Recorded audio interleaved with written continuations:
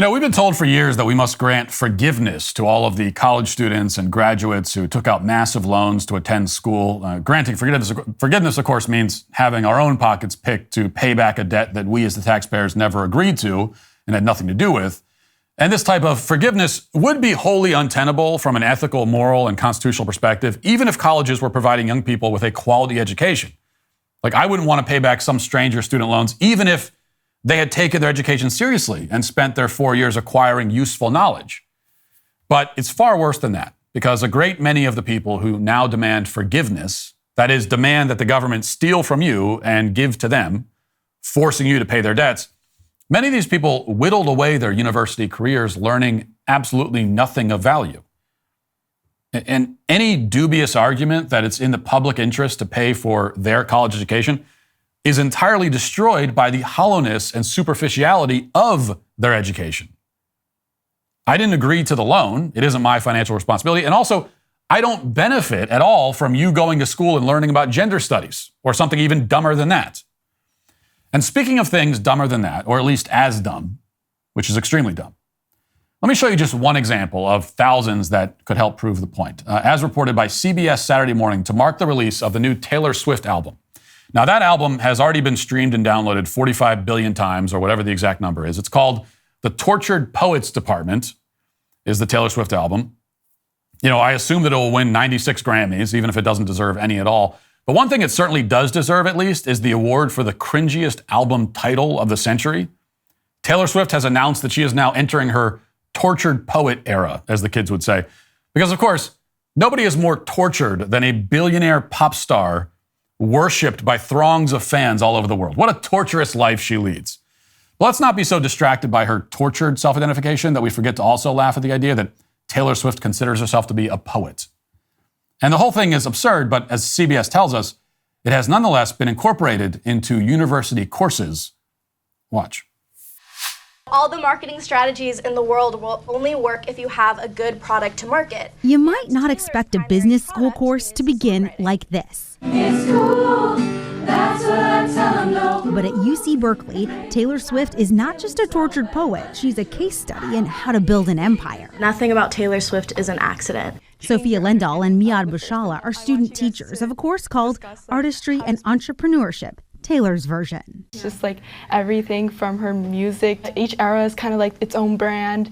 Today's focus, Swift's literary devices and her song as the product. I think that Taylor is so strategic in all the things that she does, and that's why I'm so interested in the course, kind of like unraveling how she's been able to be such a relevant figure for so long. Berkeley is hardly alone. Universities nationwide are teaching the Swift effect in departments from English to political science to gender studies. What do you think the proliferation of Taylor Swift courses at universities and colleges say about your generation? People are becoming more and more interested in people who do bigger things in the world and people who give back. So people have done bigger things in the world. And yes, I agree that those kinds of people are interesting to learn about in a college environment. And you should learn about people who've done bigger things. So then why aren't you taking a class on, I don't know, Thomas Edison or Magellan or Isaac Newton or Napoleon or Michelangelo or James Cook or Aquinas or Tesla or Alexander the Great or even Genghis Khan or somebody? Any of the hundreds of other historical figures who have done, as you say, very, very big things. People who have shaped the very world we live in, for better or worse, or some combination of better and worse. If you're going to spend a portion of your exorbitant tuition fees on a class that focuses on the life and work of one single individual, how in God's name is Taylor Swift the person you choose? And why are schools offering that as an option? Are you or someone you know fighting the battle against cancer? For the last 25 years, Envita medical centers have been pioneering personalized, cutting-edge treatment programs for patients all over the world. Envita has been the leader for patients looking for advanced immunotherapy and genetically targeted therapies, all while focusing on fewer side effects and better patient outcomes. As a global leader in oncology care, Envita is committed to healthcare freedom for all.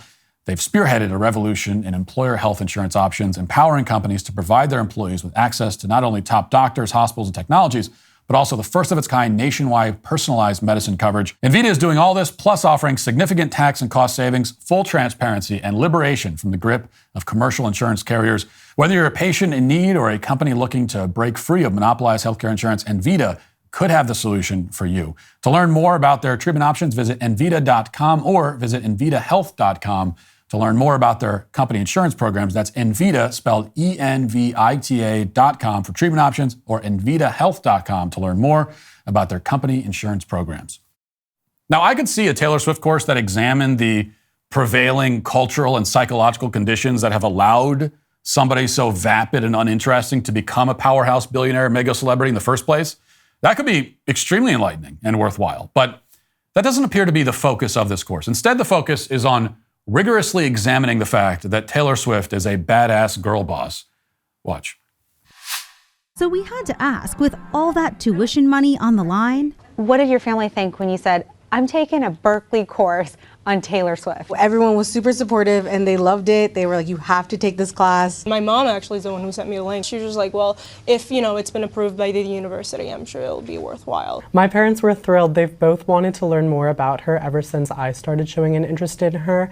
and they're taking a page from Swift's playbook for their own futures. I've been very interested in media law and policy. I'd love to apply those sort of concepts that apply to law and policy and media and art all together in the professional world. Taylor Swift is a phenomenon. Her tour has essentially revitalized so much of the economy and boosted the local economy everywhere she goes. There's a reason top institutions are studying that. Most of these students are all admittedly diehard Swifties, but they're also approaching her canon with a critical eye. We do talk about her failures and how she's kind of navigated them. When we dive into the more businessy aspects, I guess it helps answer some of the questions I have about why she'll make certain decisions that, maybe I wouldn't be making. What's one of those questions? Well, Taylor's a billionaire, right? And big question, are there ethical billionaires in this world?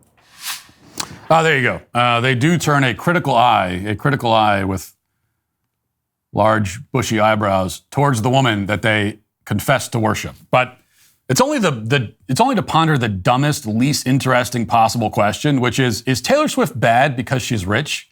And I haven't taken the course myself, but maybe I'll audit the course just out of curiosity. But I can already tell you what the answer to that question will be in the course. And the answer is going to be no, Taylor Swift isn't bad because she's rich. Most rich people are bad for being rich, but not Taylor. She's different. After all, she's giving back to the community in a number of non-specific, invisible, and mostly imaginary ways. Now, it's true that Taylor Swift is extremely successful, but being successful does not automatically make her an artist worthy of in-depth study. There's not much here to study. I mean, this woman is not creating artistic work of such profound density that you need a college course to unravel its complexities. Taylor Swift is not exactly Dante. So just to illustrate the point, bear with me as I share some actual lyrics from a song on Swift's new album. The song is called So High School. And here are the lyrics. Truth, dare, spin bottles, you know how to ball, I know Aristotle, brand new full throttle, touch me while your bros play Grand Theft Auto. It's true, swear, Scout's honor, you knew what you wanted and boy, you got her. Now let's leave aside the fact that Taylor Swift definitely does not know Aristotle. Okay, you ask her about metaphysics and she'll probably tell you it's the full name of the company that owns Instagram or something. But more to the point, these lyrics about spin the bottle and truth and dare and making out with her boyfriend while his bros play Grand Theft Auto, these are written, I should remind you, by a 34-year-old woman. This is a nearly middle-aged woman still singing about high school. She graduated 18 years ago, by the way. And all of her lyrics are like this. And if she's not being embarrassingly juvenile, she's instead rambling in a way that barely resembles song lyrics at all. So, for example, here are some lines from the title track on her new album. This is what the tortured poet came up with for her song about being a tortured poet. Here's what it says. And who's going to hold me, and who's going to hold you like me, and who's going to love you if not me? I laughed in your face and said, you're not Dylan Thomas, I'm not Patti Smith. This ain't the Chelsea Hotel. We're modern idiots. Who's going to hold you like me? Nobody. No effing buddy. Nobody. You smoked and ate 7 bars of chocolate. We declared Charlie Puth. Puth? Is that what it is? Who is that? We declared Charlie Puth should be a bigger artist. I scratch your head, you fall asleep. like a tattooed golden retriever. Now, I do enjoy the attempt to make the words chocolate and artist rhyme. And I'll also admit that it works a little better than I thought it would have worked, but it's still very stupid. And meanwhile, it appears that Taylor Swift has finally found a man that she likes, I guess, and her way of expressing affection for him is by comparing him to an obedient dog. I think we're beginning to see why she can't get a relationship to last for more than 4 months. And we're also seeing from these lyrics and all of her other lyrics that this woman is no poet. These read like the stream of consciousness ramblings of a teenager scribbling her feelings down on loose leaf paper, during third period or whatever. She has not grown as an artist or a person. So there certainly isn't enough here to fill out a college course on her writings, I would think. And that's why the real problem here is not Taylor Swift, per se, who continues to be shallow and boring and ridiculous, yet still, I will also continue to insist, no worse than the vast majority of degenerates in the mainstream music industry these days. Like she's probably even less objectionable than most of them. The problem is the university system, which churns out the sort of students who think that Taylor Swift lyrics are worthy of deep academic analysis. A system that will even offer classes to perform that analysis and charge thousands of dollars for the opportunity. A cost that will then, of course, be shifted to you and me. And it is for that reason that the universities offering these Taylor Swift courses, and every other university too, for good measure, are all today canceled.